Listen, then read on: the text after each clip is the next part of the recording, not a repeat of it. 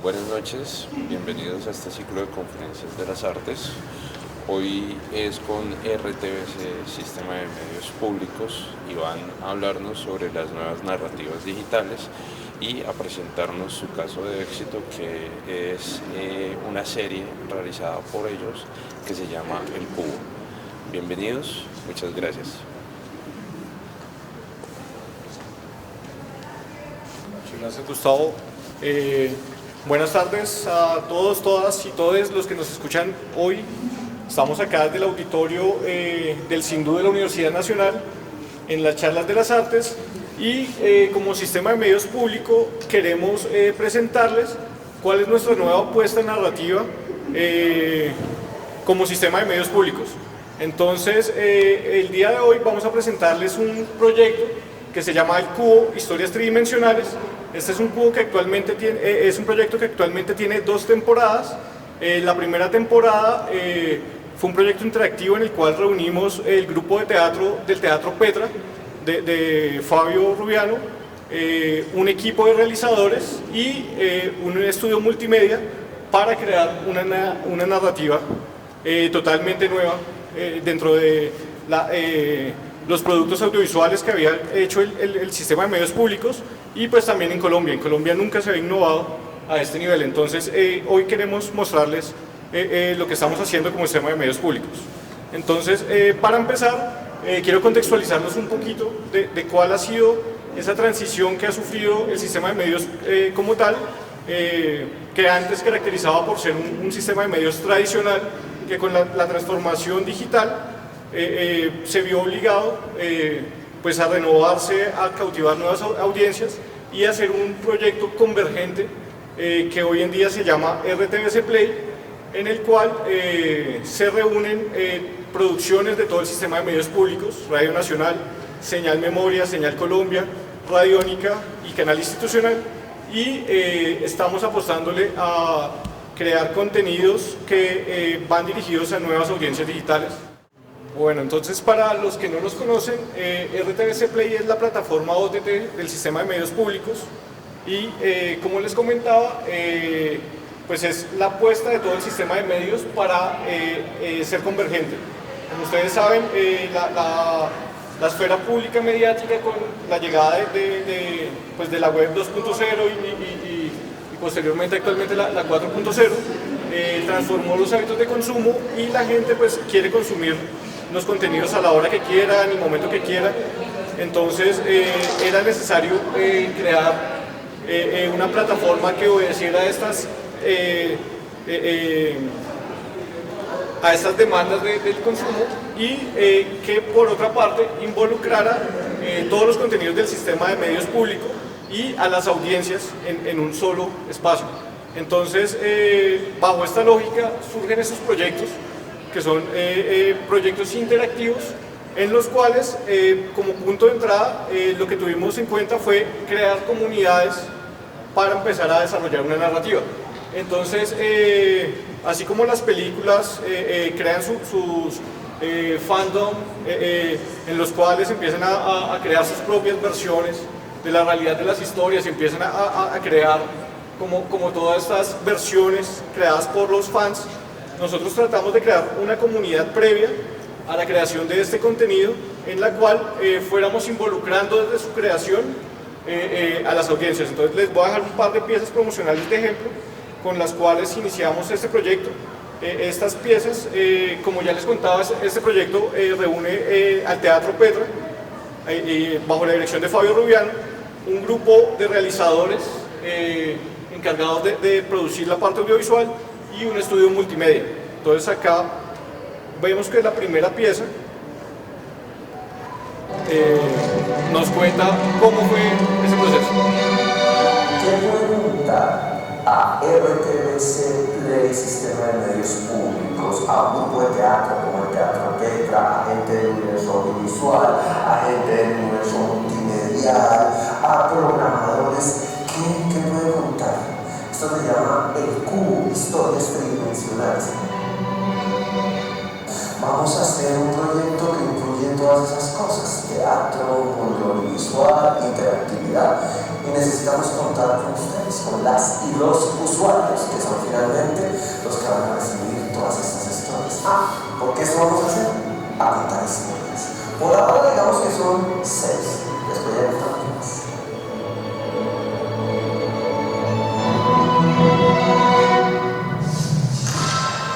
Bueno, entonces como pudieron ver en esta pieza, este fue el primer video con el que se lanzó el proyecto desde el momento de la grabación.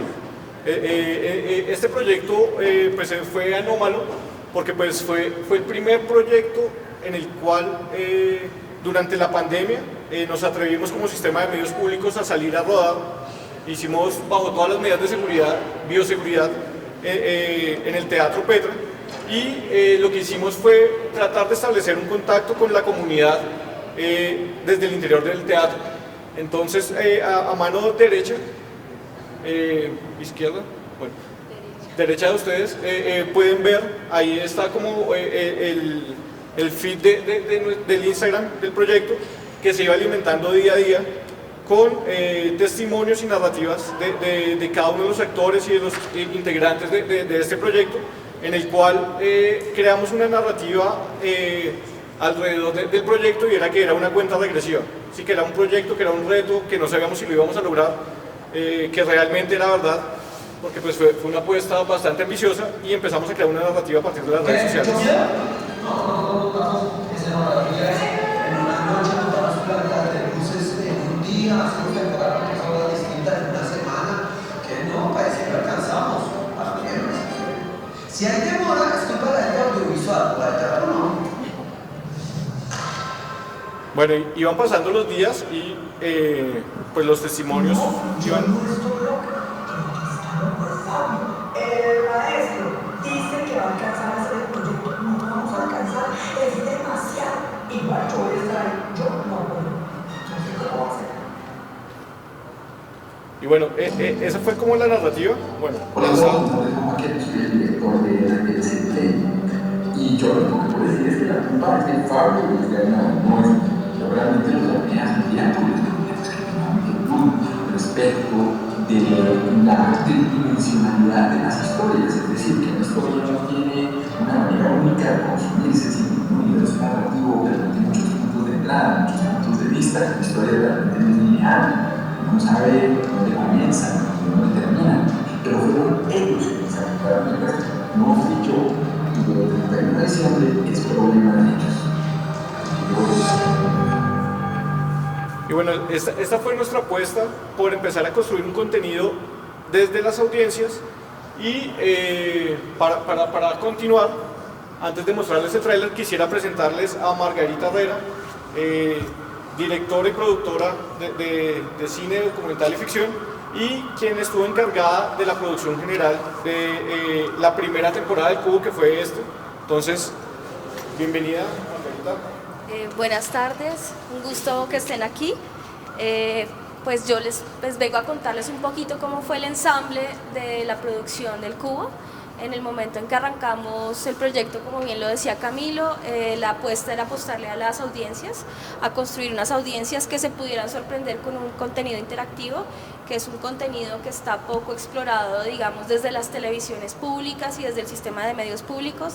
Es decir, RTVC Play lo que está haciendo es un laboratorio de innovación y de narrativas que también a la par se va testeando, y por supuesto parte de unas estructuras dramatúrgicas, en este caso las de Fabio Rubiano, que estaban pues muy claras a nivel de la escritura, pero se fueron escribiendo desde lo digital en un equipo que también de alguna manera era como tridimensional, porque teníamos la escritura de dramaturgia de Fabio Rubiano, que ustedes bien conocen, es sobre todo dramaturgo teatral, la interactividad dada por Arnau Gifreu, que era la persona que se estaba encargando de los guiones interactivos, y la estructura audiovisual a cargo de EVA Producciones, la casa productora que asume el proyecto, y Los Niños Films, que son principalmente documentalistas y cineastas de ficción.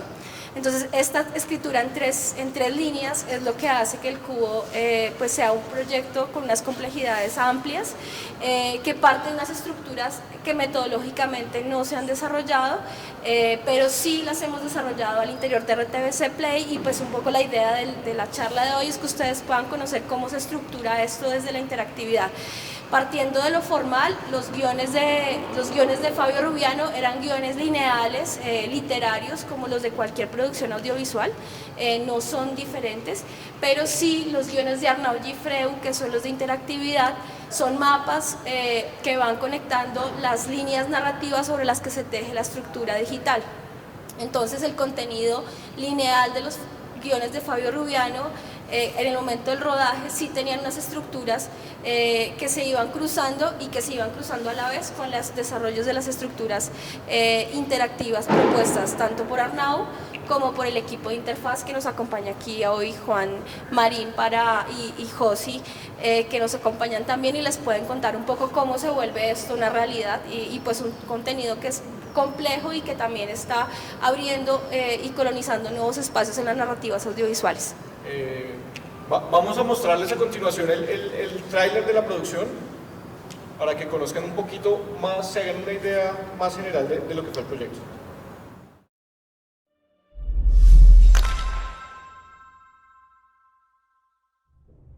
Escribo lo que pasa. El niño empezó a respirar y a sonreír cuando él no sonreía. Seré doctor. Voy a llevar siempre fijador en el pelo. Este mensaje que usted me acaba de mandar se llama acoso sexual. ¿Y no te contó la del accidente? Pero tú dijiste que no había sido nada grave. No fue nada grave.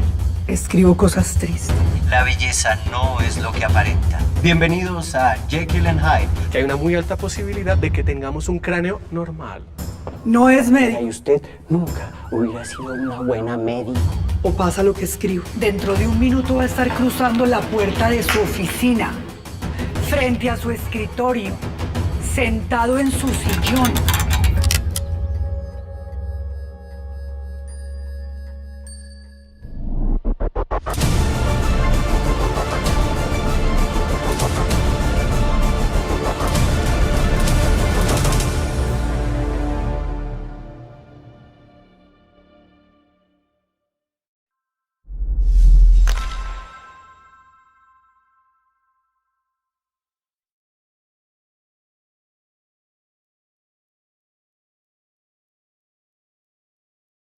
Bueno, entonces como pudieron observar en el tráiler, pues y como decía Margarita, acá se unieron tres mundos, el audiovisual, el teatro y la interactividad, para hacer este proyecto, y pues como vieron la estética es muy teatral, los guiones que fueron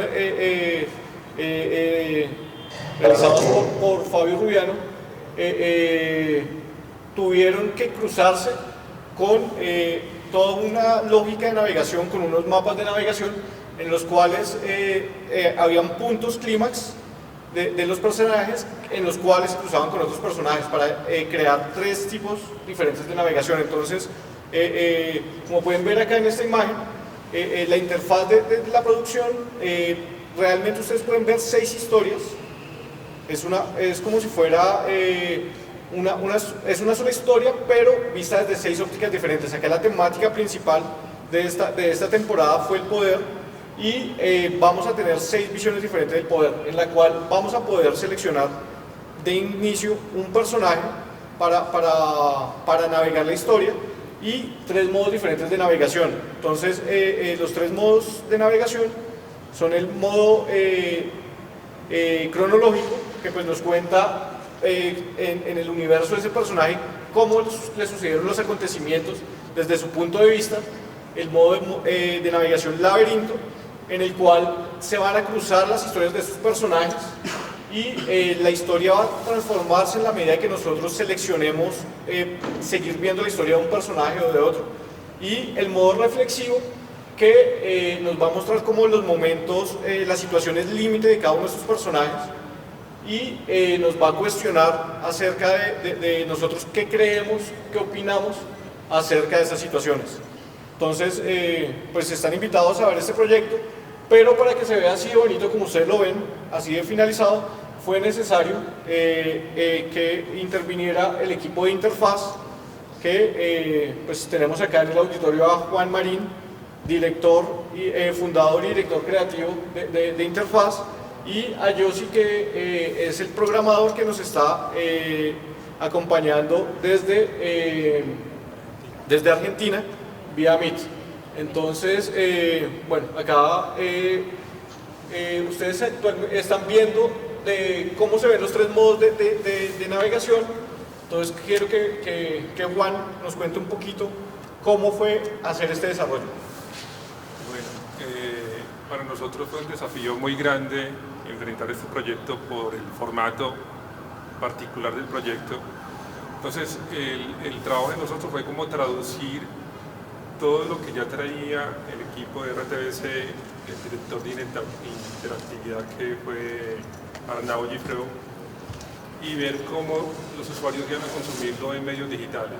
Entonces era cómo vamos a hacer que la experiencia sea interesante para que los usuarios lo consuman en un computador de escritorio o en un dispositivo móvil.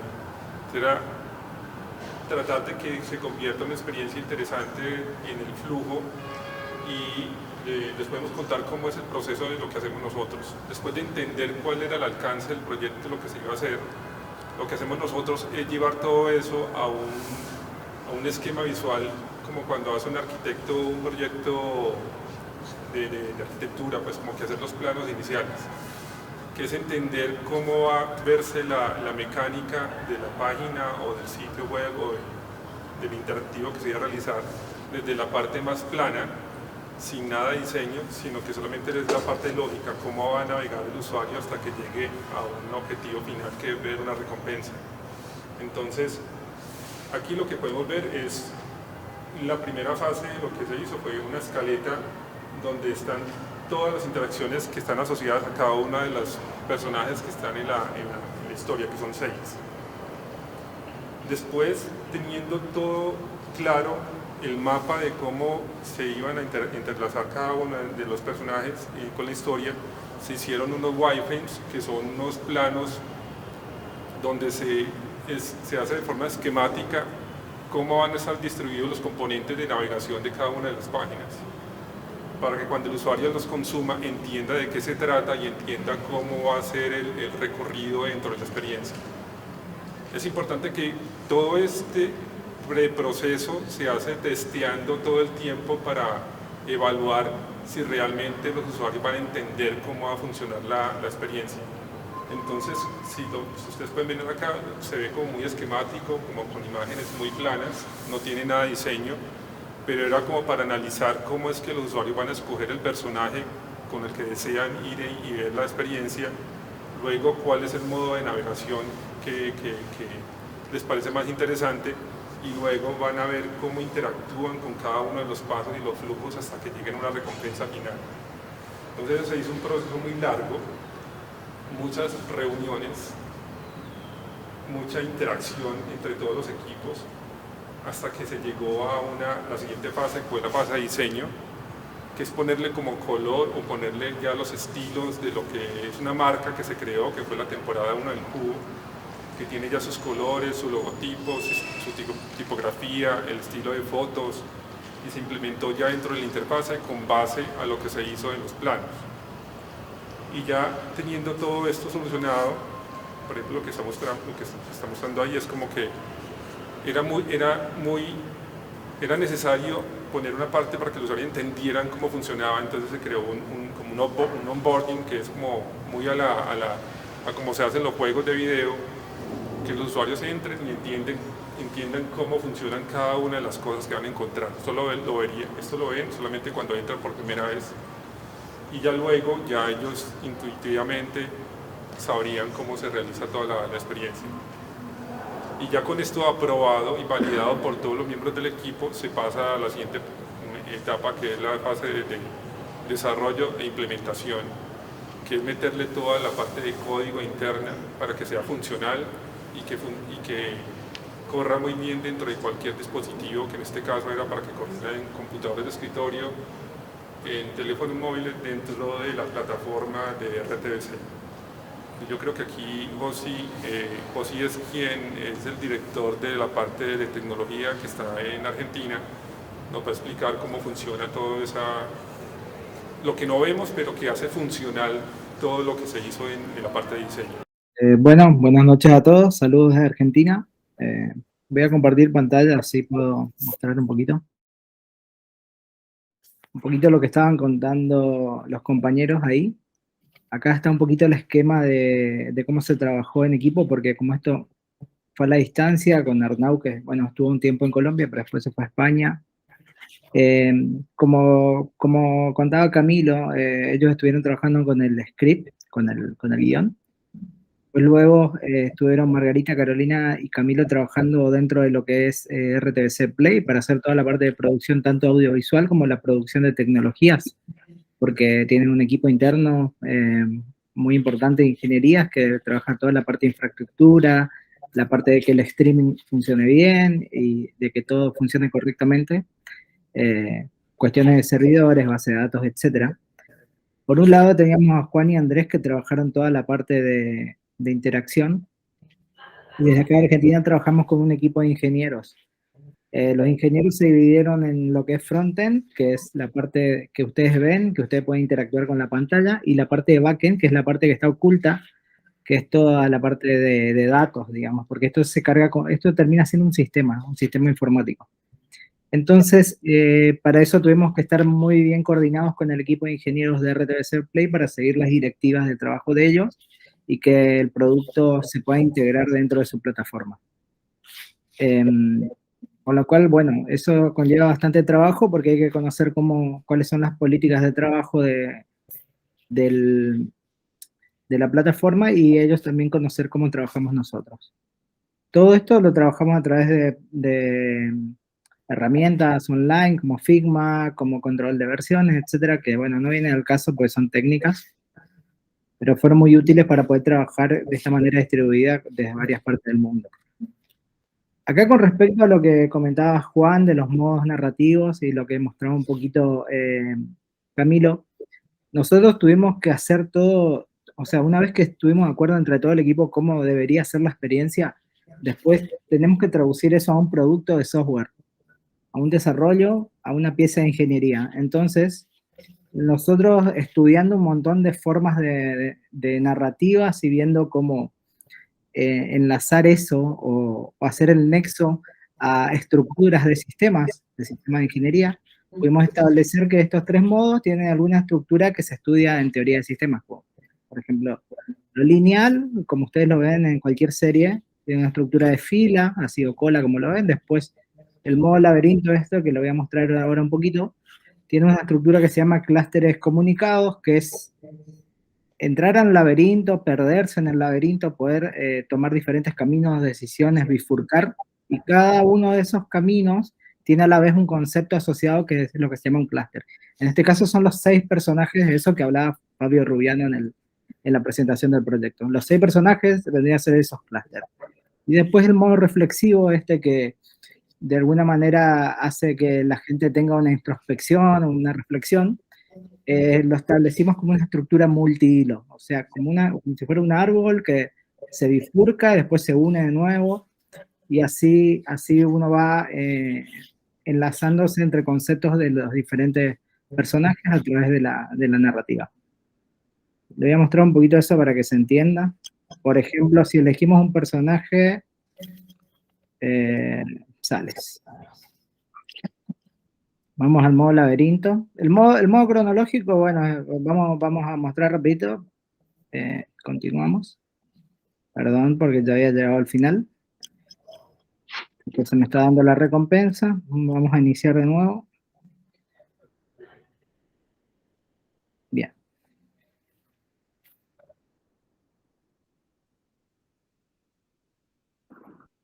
Como les explicaba en el gráfico, es una estructura Nos lineal. llena de orgullo que venga a ver al niño.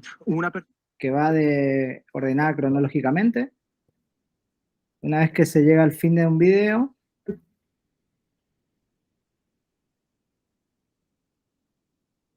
automáticamente salta al siguiente, y bueno, de esa manera podemos entender un poco la cronología de ese personaje como si fuera que estemos viendo una película o una serie.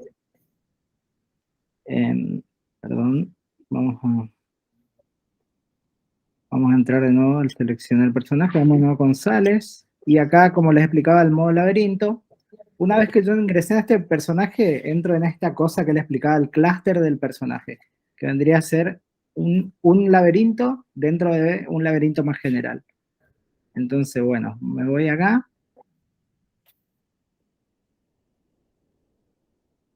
Vemos un video que se presenta. Acá le voy a mostrar un recurso que utilizamos como para la parte de socialización, que se puede comentar mediante la red social Facebook. Bueno, y una vez que llegamos al final del video, el sistema nos propone dos caminos: seguir la versión de Marina o seguir la versión de Sales.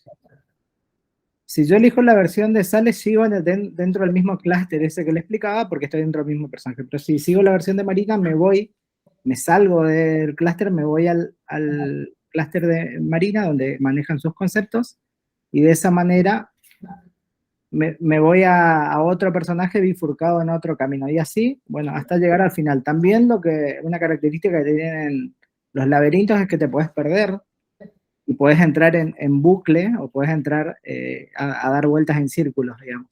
Entonces, esto también tiene esa mecánica de juego, y eso es lo que es muy divertido en este caso, porque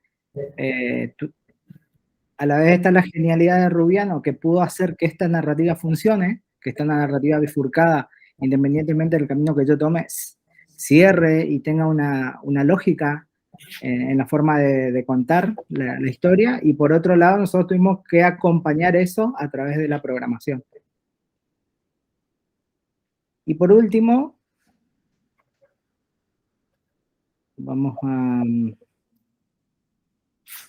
por último le voy a mostrar el modo reflexivo.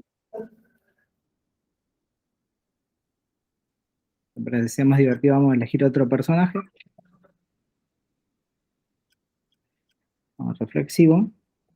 Esto, bueno, es una estructura que le llamamos de nodos comunicados,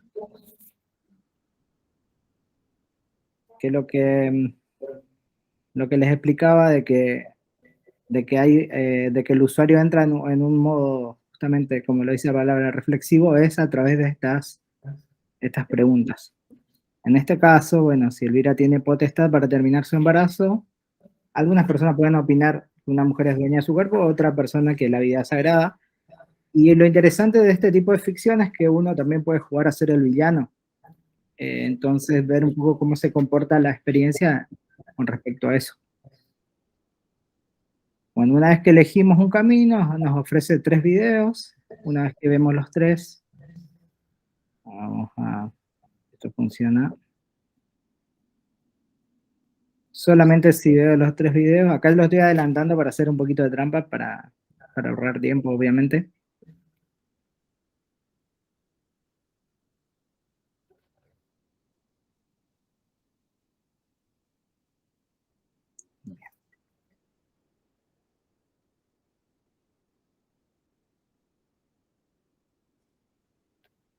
Ahí está. Y acá me tira otra pregunta, bueno, y así sigo hasta llegar al final y obtener la recompensa.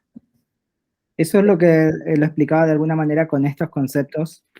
De esa manera visual es más fácil. Y por otro lado, si podemos ver acá, esto es, por ejemplo, la forma en que organizamos entre todo el equipo, por cada personaje, según el modo, en este caso el laberinto.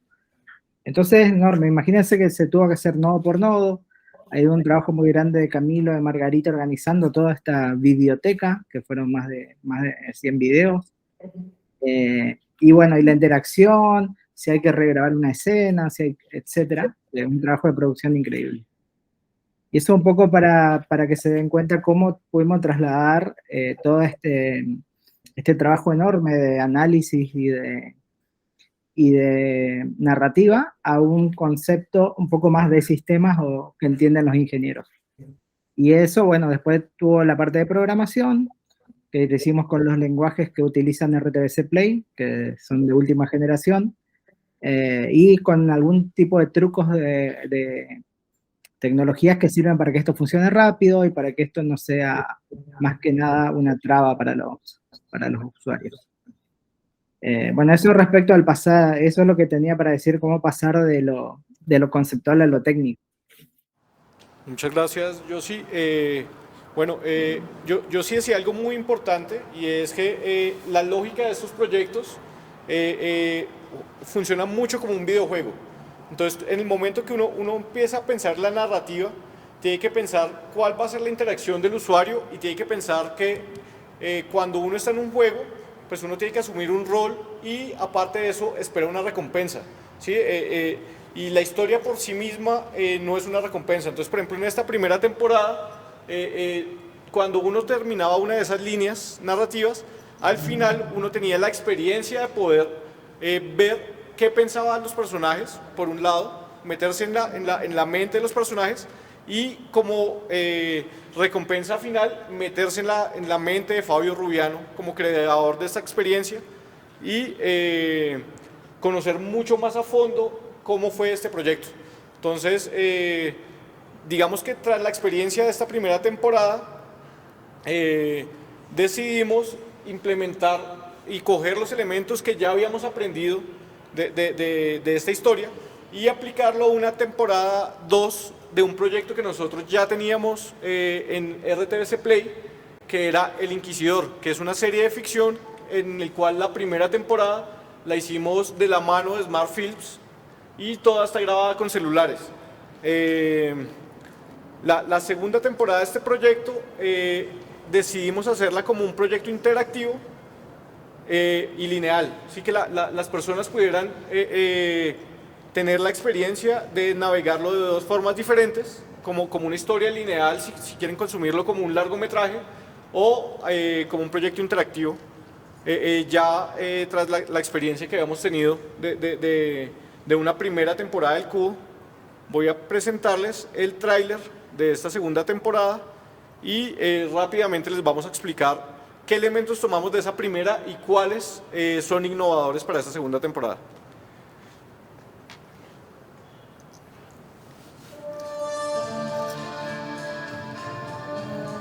En la primera temporada de El Inquisidor fuiste un espectador.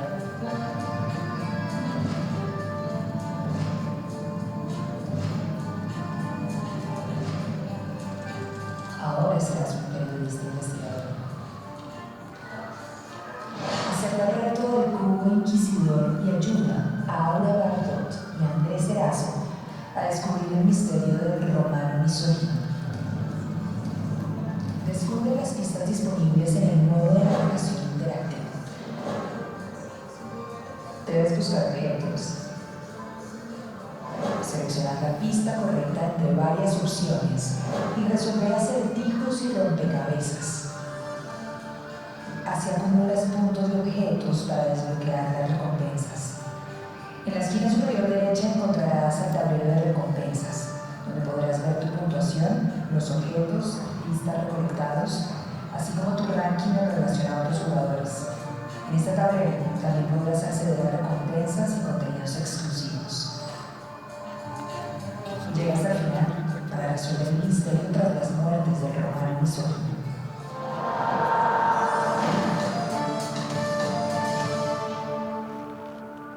Bueno, entonces, como vieron en el tráiler, esta es una historia de ficción que ya estaba escrita de principio a fin, como una historia tradicional. Esta historia, el guión es de Mauricio Navastalero, que también fue showrunner de esta serie. La historia original, no recuerdo, es de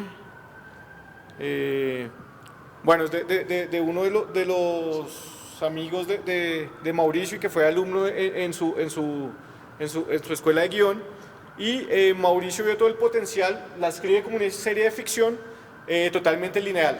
Entonces, cuando nosotros encontramos esta historia, acá mete la mano nuestro director de interactividad, que es Arnau Gifreu, y se sienta con el guionista a mirar en qué momentos se pueden crear otros niveles narrativos.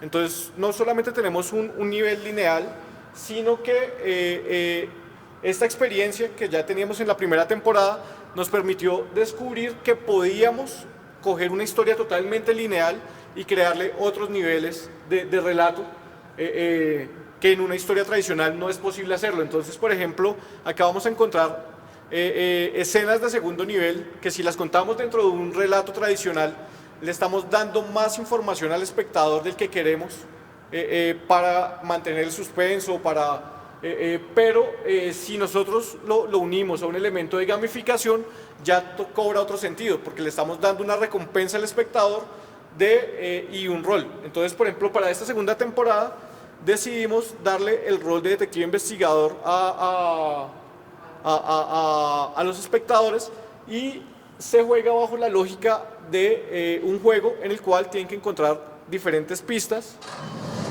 y interactuar con la historia directamente. Entonces acá vamos a ver uno de los modos de navegación, de interacción.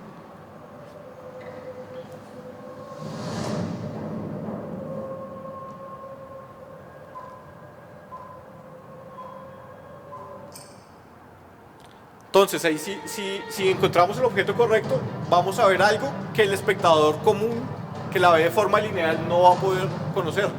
Esta es una recompensa que se le está dando al personaje que decide asumir el rol de investigador y afrontar la historia desde el punto de vista interactivo. A continuación vamos a ver otra de las interactividades.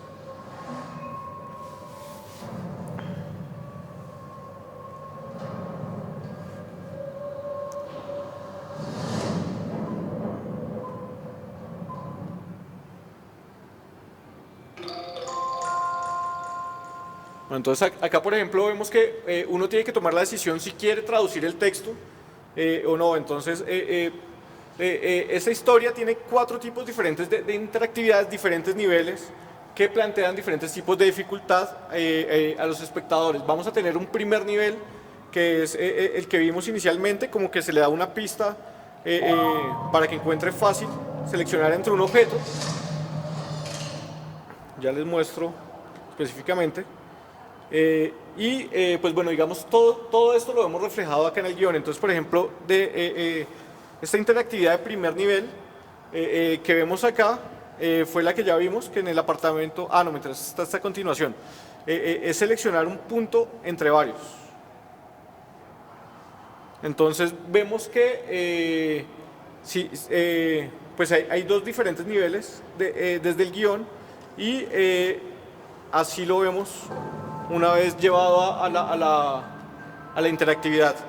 Acá el reto era, desde la programación, crear, por ejemplo, esos puntos de interacción y que nos llevaran a la escena y crear esas reacciones, que fue trabajo de Juan y de Yossi, y pues obviamente guiados por la mano de Arnau. Entonces ahí, este es de selección múltiple. De entre los 3 objetos tienen que elegir el correcto para poder acceder a la pista, que pues en este caso, pues ahí vamos a ver la escena que estaba descrita en el guión. No les hago spoiler, paso rápidamente estas partes, y digamos, todo esto se vio traducido a una escaleta interactiva. Bueno, acá vemos, paso rápidamente esto para no extendernos tanto. Este es otro de los modos de interacción, que pues tenemos trivias en las cuales tienen que resolver preguntas, y también tenemos rompecabezas, juegos de memoria y de lógica, dependiendo de los momentos del relato.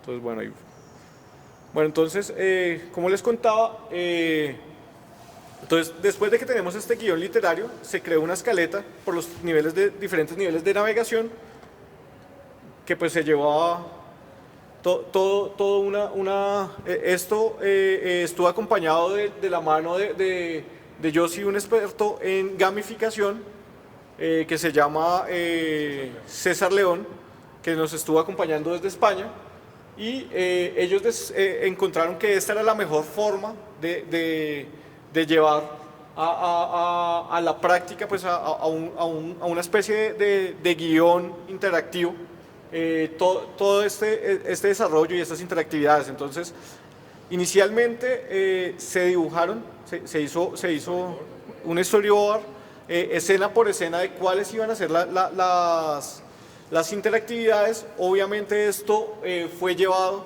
ya al plan de rodaje como tal, y tuvo que hacerse todo crearse todo un lenguaje desde lo audiovisual para diseñar una lógica en la cual el espectador sepa en qué momentos tenía que interactuar con los objetos y en qué momentos era un simple espectador y en qué momentos iba a entrar a interactuar. Sí, ahí fue como importante el trabajo que hizo César en la parte de gamificación, porque era proponerle al director, porque estuvimos en el lugar que se estaban grabando, cómo deberían hacer las tomas para que funcionaran en el modo interactivo que estamos desarrollando nosotros. No era solamente la parte lineal, sino también sugerir, bueno, necesitamos que se vea de una cámara subjetiva de pronto los objetos que están sobre una mesa, para que cuando tuviéramos nosotros que montarlo ya en la parte de la experiencia digital tuviera sentido como un juego y no se viera solamente como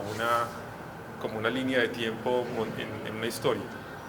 Eso es básicamente lo que estaba plasmado acá, que se hicieron unos storyboards para cada una de esas escenas adicionales que necesitábamos nosotros para poder llevar todo eso a la experiencia.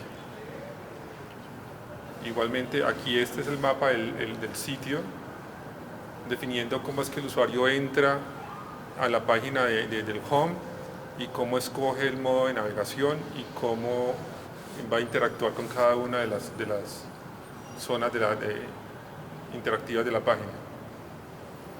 Esto, como lo vimos en la primera temporada, son los wireframes que representan como un mapa esquemático de todo lo que se hizo dentro del sitio web.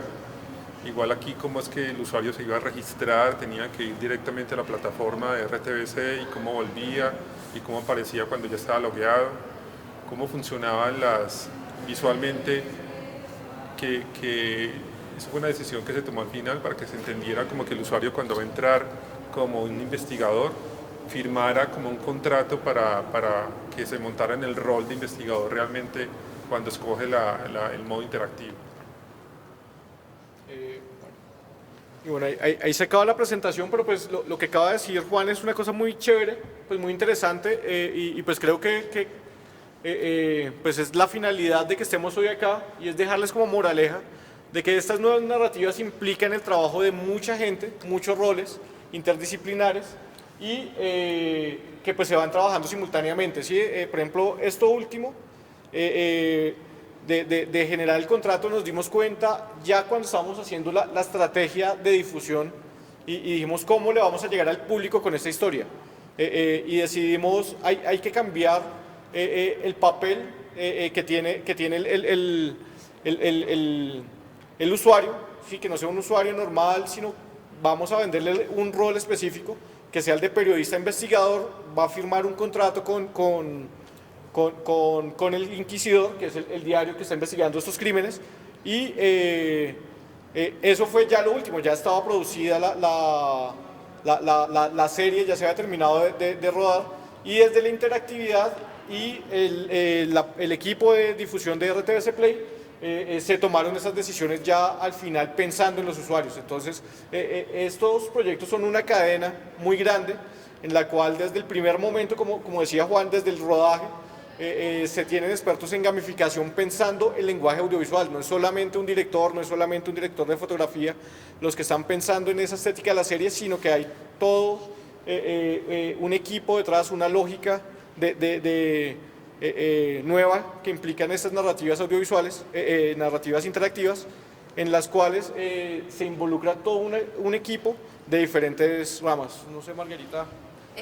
Yo quería agregar que en la diferencia entre la temporada 1 y la temporada 2 es que la primera temporada, como era el primer arriesgón en el que nos estábamos metiendo, Fabio Rubiano escribió las historias muy moldeables, es decir, él sabía que tenía que escribir con la capacidad de que esto se nos volviera un laberinto, un modo reflexivo, y a la vez tuviera unas cronologías cruzadas, que parte mucho de la idea original del proyecto, es de que todas las personas tenemos una versión de la historia, y esto se vuelca a la naturaleza del proyecto, es que todas las personas tenemos la posibilidad de acercarnos a la historia de la manera que queramos.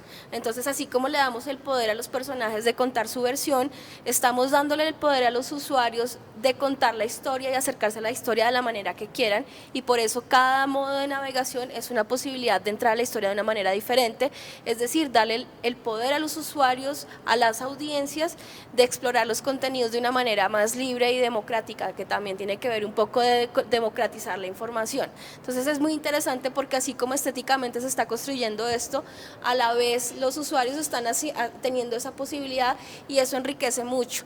Lo real también es que las audiencias no están acostumbradas a este tipo de narrativas y ahí hay un ejercicio muy importante que está haciendo RTBC Play en capturar audiencias, que tiene que ver también con estas conversaciones, ¿no? Cómo podemos hacer que las audiencias entiendan que también tienen el poder no solamente creativo, sino de entrarte creativamente a las historias. Entonces eso también es un reto que implica la creación de una infinidad de contenidos, porque si ustedes entran a las redes sociales de RTBC Play, el esfuerzo de acercar a las audiencias a otras narrativas es bien interesante y ahí están pasando cosas muy también que amplían un poco esta dimensión de desarrollo que les estamos contando el día de hoy. No más. ¿Tienes alguna conclusión? Josi, te están viendo, si quieres alguna conclusión para finalizar o complementar un poquito la experiencia del Cubo 2 de pronto. Quizás trabajar en proyectos tan grandes como en cuestión de volumen de información que se maneja, creo que la única manera es tener diferentes roles, no solamente buscar a gente, solamente programadores, sino también esta gente que trabaja con experiencia de usuario, como César, o gente como Arnau, que trabaja una cuestión más en la narrativa interactiva, es muy enriquecedor. Y por otro lado, también el hecho de poder afianzar esa cuestión de que esto es una constante dialéctica y de que hay que reformular algunas ideas o unos preconceptos que uno piensa que van a funcionar, a la hora de llevarlo a la realidad hay que decir, ok, bueno, mi hipótesis no funcionó, replantearlo y bueno, seguir entre todos para que el proyecto llegue a mejor camino.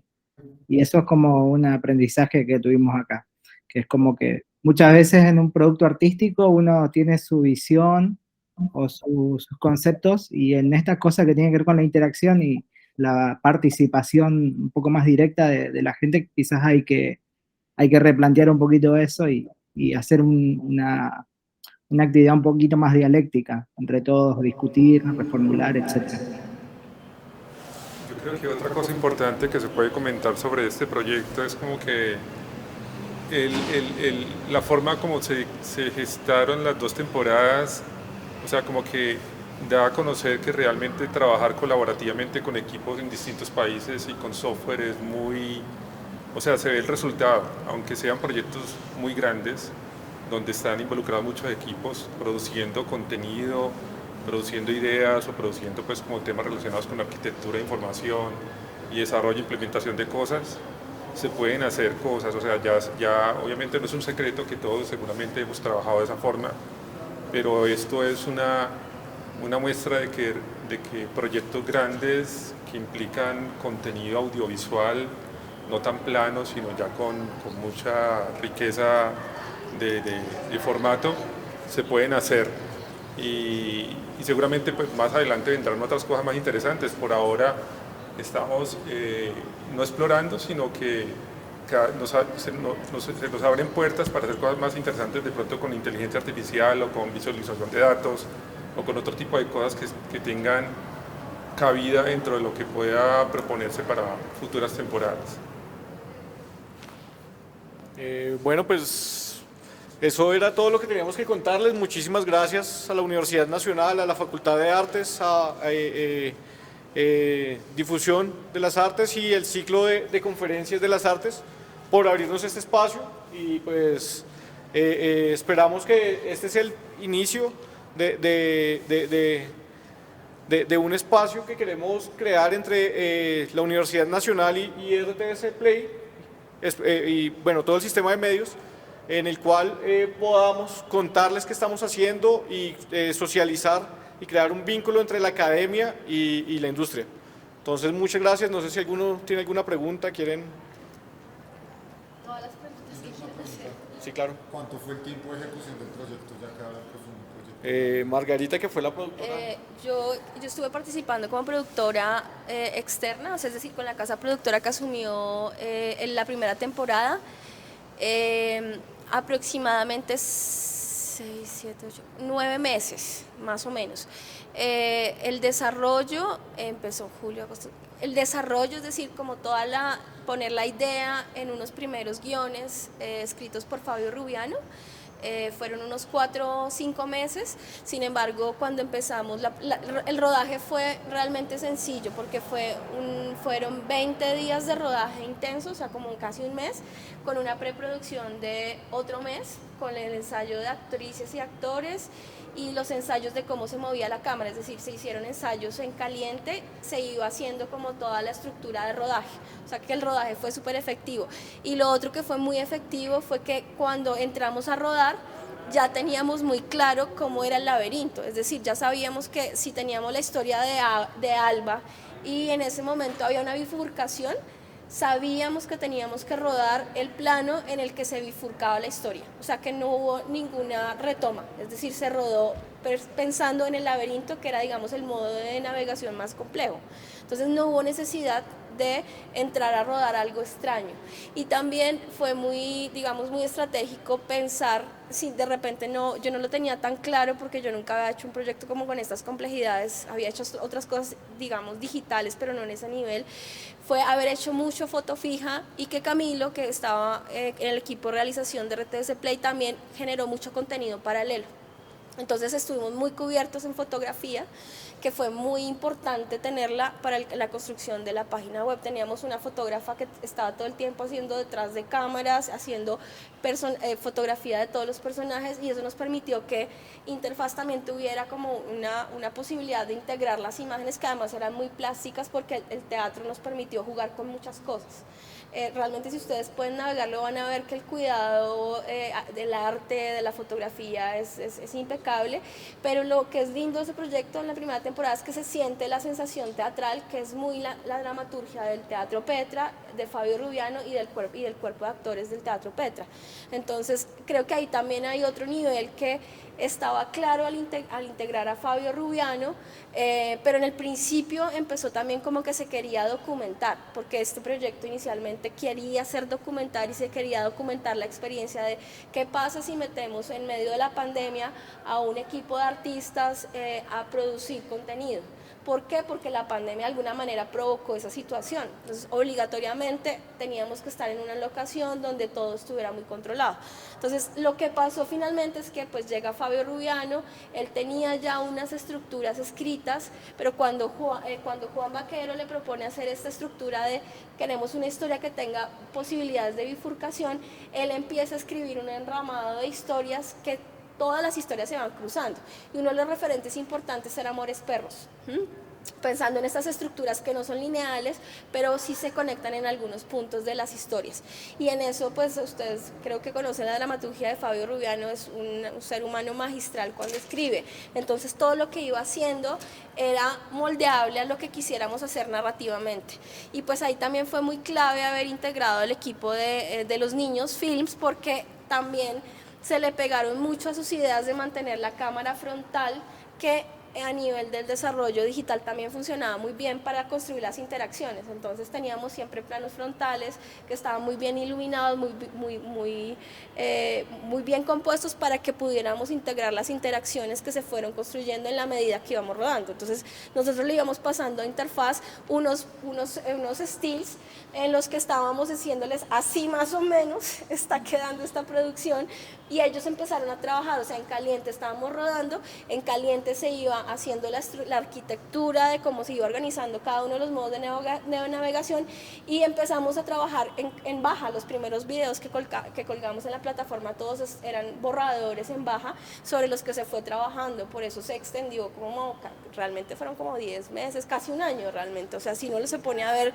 también la estrategia de lanzamiento, o sea, sumando esos tiempos, realmente es un proyecto que se desarrolla casi en un año, con todo el desarrollo que implica también integrar un equipo tan grande en tantas fases, ¿no? Porque no lo desarrolla solamente una casa productora, lo desarrolla RTBC Play como el constructor original, entra EVA Producciones y el Teatro Petra, entra Interfaz y vuelve y lo retoma RTBC porque la plataforma desarrollada por Interfaz se tiene que integrar a la tecnología de RTBC, que eso también es un paso que tecnológicamente implica tiempo, que es un tiempo que normalmente en la producción audiovisual no existe. O sea, ese tiempo calmado y pausado normalmente no existe y pues nos hemos podido dar el tiempo de entender cómo funciona y cómo lo integramos también a la plataforma de RTBC Play, que es una plataforma que pues a la que diariamente le llegan más audiencias porque tiene todo el contenido de lo que es un país, que eso no lo tiene ninguna otra OTT de las que se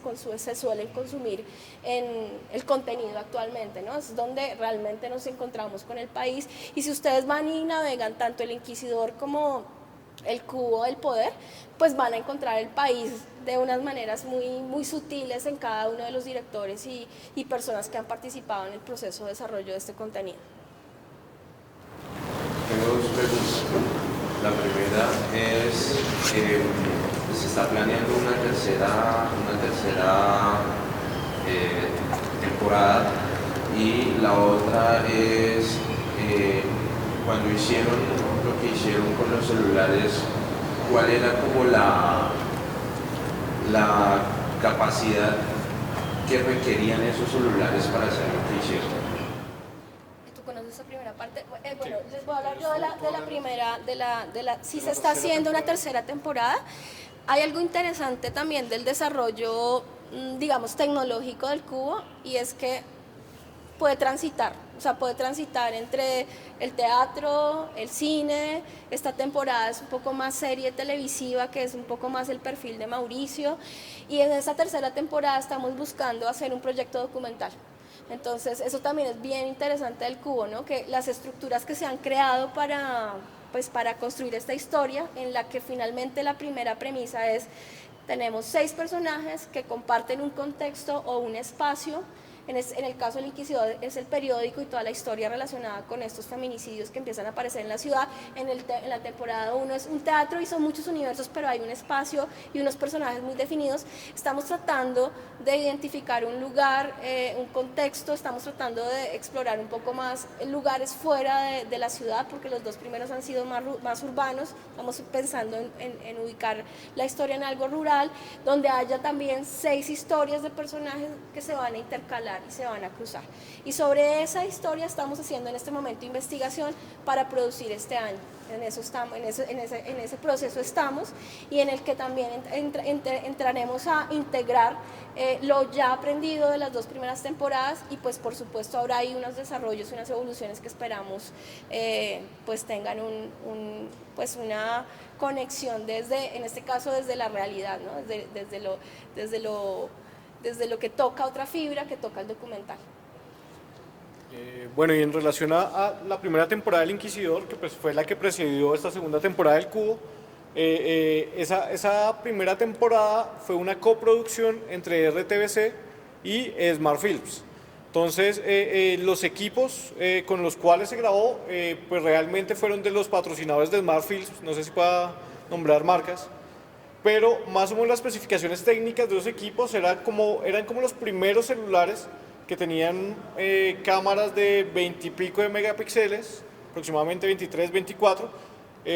Son sensores que para ser de celulares pues son como, no sé, como la mitad de una APS-C, y logra una velocidad de transferencia de bits casi de 100 megabytes. Entonces sí nos da una calidad suficiente para poderle dar un tratamiento medianamente de postproducción. Pues casi todo realmente, si ustedes ven la primera temporada, el look es muy diferente al de la segunda pues sí tiene un look cinematográfico. La primera tiene un look que pues se sobreexpone, algunos momentos uno ve como el ruidito en la imagen, como que la forzaron demasiado, pero pues eso hace parte de la magia de estos proyectos que estamos intentando crear con el sistema de medios públicos, y es mostrarle a todos los realizadores que pues realmente hay muchos medios para construir historias. Entonces, desde esa lógica fue que quisimos hacer este convenio, hicimos esa primera temporada, toda fue grabada con celulares, eso fue muy interesante. Se exploraron ópticas especiales para celulares. Obviamente lo chévere de los celulares es que ahorita hay muchos soportes, entonces hay steadies, dollies, patineticas, lo que uno quiera, puede tener ópticas diferentes, puntos de vista muy diferentes a los que uno puede tener con una cámara tradicional. Entonces estos nuevos medios, estas nuevas herramientas, hoy en día yo prefiero grabar con, no sé, un iPhone a una APS-C, porque realmente ya la calidad y pues la invitación es a que hagan. No sé si... ¿Listo? Sí, claro. Es que yo he oído ahorita que ustedes hicieron un panel donde hacen como benchmarking. Me voy a preguntar solo por curiosidad respecto a qué productoras hacían el benchmarking. Y bueno, ustedes en esas habilidades, en esos puntos positivos que tienen estas otras productoras a las que pues, hicieron el estudio, ¿en dónde destacan ustedes? El panel que viste era sobre un archivo de Figma, de parecía como... Les hicieron una evaluación en el archivo de trabajo que mostraban ahorita. Ah, sí, pero ese benchmarking era más relacionado como con prácticas de gamificación. O sea, como que vimos que funcionaba de pronto para el proyecto particular que estábamos haciendo, cómo hacer para que los usuarios se conectaran desde la parte de que se convirtiera como en un juego. No fue que estuviéramos como mirando otras productoras, sino más bien como específicamente esos detalles particulares de gamificación. No sé si de pronto están ¿Es el documento? Está en Figma, sí está. En Figma la segunda temporada. No, a mí no me quiere abrir. Es un archivo súper pesado que tiene con muchas hojas. Vamos a ver si de pronto lo podemos abrir, pero sí, teníamos como más bien pantallazos como de prácticas que se hacían con relación a la lógica de un juego y cómo aplicarlo a lo que queríamos hacer con la temporada 2 del Inquisidor. Aquí creo que lo más, digamos, de las cosas más, pues yo creo que de las cosas que más yo he entendido es que todo implica una nueva estructura, es decir, uno normalmente parte de guiones literarios, guiones técnicos, storyboard, guiones técnicos, después escaletas para edición.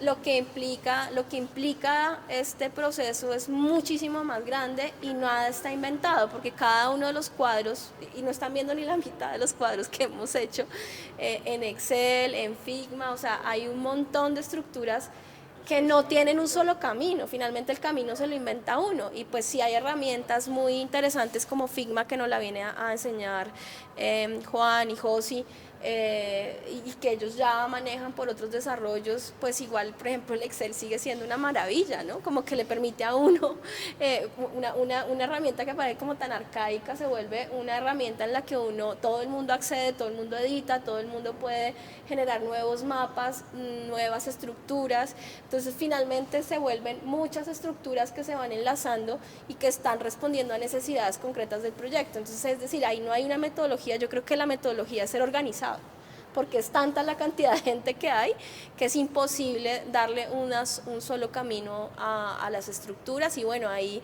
ni siquiera hemos entrado como al universo de Josi, que esos son miles de numeritos de programación, en el que claro que hay una complejidad pues gigante, ¿no? No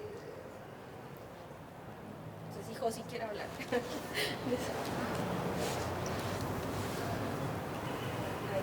Sí, también hicimos, pues ves que hay muchos procesos, también de pronto no comentamos el tema del testeo, que es muy importante en el desarrollo de productos digitales y servicios digitales.